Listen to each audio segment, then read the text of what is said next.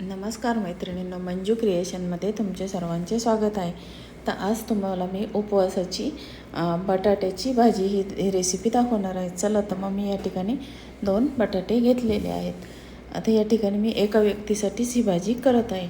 आता हे बटाटे आपल्याला किसणीने जे आपण किस तयार करतो बटाट्याचं, त्या किसणीने याचा किस तयार करून घ्यायचा आहे आपल्याला. आता हे मी सालीसहित वापरलेले आहे बटाटे. तुम्हाला साल काढायची असेल तर तुम्ही काढू शकता, पण आमच्याकडं सालीसहितच आवडतं, त्याच्यामुळे मी सालीसहित हा बटाटा किसून घेतलेला आहे. तो स्वच्छ धुवून चाळणीत निथळत ठेवून द्यायचा आहे. आता हे 2-3 पाण्याने त्याचा स्टार्च सगळा काढून टाकायचा. आता बघा मैत्रिणींनो, आता आपण हे गॅसवर मी आता एक कढई ठेवली आहे, त्यामध्ये तूप टाकलेलं आहे. आता यामध्ये मी गाईचं तूप टाकलेलं आहे आणि आता गाईचं तूप टाकलं आहे. त्याच्यानंतर आपल्याला आता फोडणी करून घ्यायची आहे.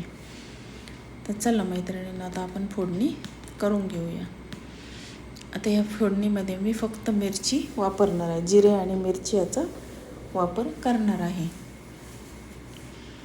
तर बघा, आता यामध्ये मी जिरे आणि मिरच्या टाकून घेतलेला आहे आणि आता आपण जो बटाटा किसून ठेवलेला आहे तो त्यामध्ये आपल्याला टाकून घ्यायचा आहे.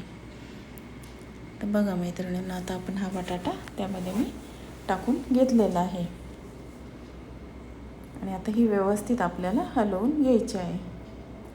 आता यामध्ये आपण मीठ टाकूया.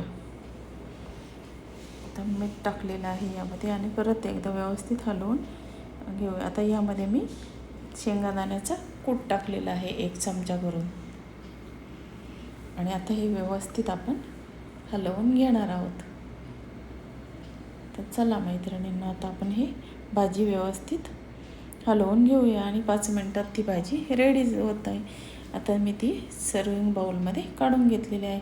अगदी 5 मिनटाच्या आतच ही भाजी तयार होते, बटाटा शिजायला वेळ लागत नाही. तर बघा मैत्रिणींना, आता ही सर्विंग बाउलमध्ये मी सर्व केलेली आहे. तर तुम्हाला ही रेसिपी कशी आवडली तर लाईक, शेअर